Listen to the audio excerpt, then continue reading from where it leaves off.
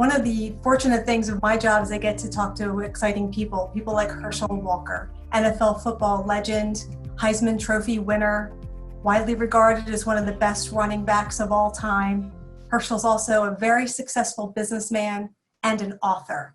He's also a mental health advocate, and he speaks often to veterans and to members of the military about their mental health struggles and issues. So Herschel, it's so nice to have you here with us today. Nice to see you. Hey, thank you for having me here. And you said talking about the military and our veterans, I'm jumping at that chance because to sit in front of true heroes, you don't get that many times. And I tell you, our military service men and women, they are true heroes. Wonderful. So UHS has a program called the Patriot Support Program, and we help our military veterans with some of their behavioral health struggles and issues. And you are a big player in that space. You help connect with members of the military. Tell us how you are involved in the Patriot Support Program. I've been very fortunate. I've been working with, Andy Landon and David Drew. It is so funny because they become family. And both of them are ex-military, and anyone that ever done military service, they don't realize that I'm like, wow, they're important to me. But we get an opportunity almost every 3 weeks, every 4 weeks, and we're at a military base where we try to remove that stigma of mental health. So I was diagnosed with having DID, and with UHS, the great hospitals they have in the behavioral health side. They have the facility that can help a lot of our military service men and women. So we get an opportunity to go to that base and to talk to a lot of the upper level people and try to remove that stigma of mental health. And then I get an opportunity to talk to a lot of our men and women of service who may be suffering, who may be going through something, and let them know that there's no shame to ask for help, because I did. And if you need the help, places where you can find to get the help, and that, that you're not alone, and do things like that. And I think that really brings a lot of comfort to a lot of our servicemen and women. I don't think people really realize, we have so much openness. And what I mean by that is, you're not on a base where you have a routine that you have to do this and do that. Well, that's what they are. And they've given up, their family, their time. They've given up so much for this country and made this country the greatest country in the world. So that's the reason I really, really enjoy doing the Patriot Support Program. So you often talk with the military about resilience, right? And resilience is the ability to bounce back following adversity.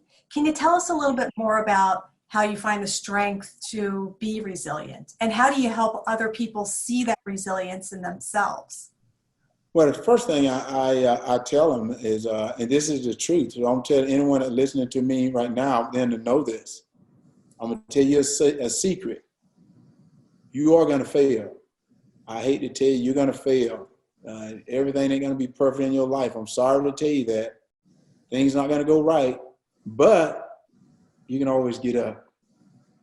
It doesn't take that much. You're going to fail because things not going to go right. That's the way life is, but get up. You get up, because let me tell you what, it's not even about the man that stays on the ground, it's about the man that keep getting back up. Because whatever you want in life, 1,000 other people want it. And I'm not saying you're not going to get it, but what I'm saying, you're going to have to work to get it. It ain't going to be given to you. And I've fallen so many times. I can tell you about so many times. The worst times when I was a little boy, I was overweight. And I was in the 8th grade. I was in the 8th grade, and I don't know why I can always remember this. So I was in the 8th grade, and at the end of the school year, they had this little mile run. And, all the kids never really, well, they always laughed at me. I was Herschel Walker. I was overweight, had a speech impediment, so I was a goofy little kid. So I went home that year, and I knew we were going to do that mile run at the end of the year. So I trained. I trained every day. They didn't even know I was training. I was training in secret so I could win that mile, and all the kids would talk to me. So the day of the race came, and I remember lining up front with all the other kids that were running, and I was so excited because I was in shape. I was ready, and the race started.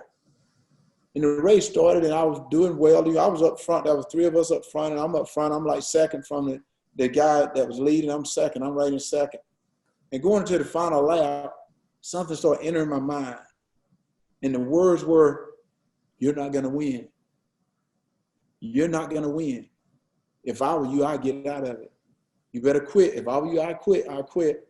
Well, going into the last lap where I knew I was in shape, I quit. I stopped. And I walked off the field and I said, oh, I hurt my leg. I didn't tell the truth about it. I said, I hurt my leg. And I remember my younger brother, because he knew what was going on with me, because he knew I had trained. And he asked me, he said, how did you do? How did you do today? And I said, well, I hurt my leg and stuff. And I didn't really tell him the truth. That was the worst feeling I ever had in my life. I said, because first of all, I quit. And at that time in my life, I said, I would never, never, never quit again. Because when you start quitting, that's what your life's going to become. So that's what I tell people, that you're going to fail at something, but it's okay to get up. You know, I keep getting up, and that's the way I do it. I just keep getting up, and you can do the same thing. Well, very inspiring words, Herschel, that's for sure. I think we have time for about one more question. So when it comes to our friends in the military and to the veterans who have served our nation with pride and sacrifice and honor, people are starting to think about, you know, what comes next. So I have to ask you, what's on your personal agenda post-COVID? What will Herschel be doing? What will Herschel Walker be doing in a few months and weeks? Well, in a few months and weeks, I hope I'm at a base, talking to our young men and women, thanking them for their service. I hope I'm at a base. I hope this country is going to be opening up, and I think it will be, that I can go to a base and just thank our men and women again and get back to what I was doing. And, you know, spend it, and you know, I got to know my neighbors, but honestly now I get to shake their hands, get to really say hello to them, because, you know, people are so important. We're so good, you know, even though we may fight like family, but, you know, we love each other. And that's why I think it's so wonderful. What next for me is just to get back to normalcy and get back to doing the things I used to do, and seeing people smile. And that's what's so strange. With all this going on, I don't think I've ever talked to anyone that was just sad. But they're okay. But that's why I say that's what's so wonderful about America. Greatest country in the world. People, we go through it, but we're going to be okay. Well, a great patriot you are indeed, Herschel. Thank you so much for talking to us today. And thank you for inspiring us to look at the silver lining in what we're dealing with today. We so much appreciate it. It's great to see you. Stay safe, stay healthy, and we'll see you soon.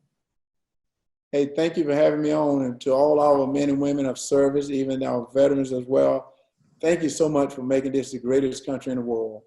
And it's because of you that we are that. And I want to thank you for all you've done for America.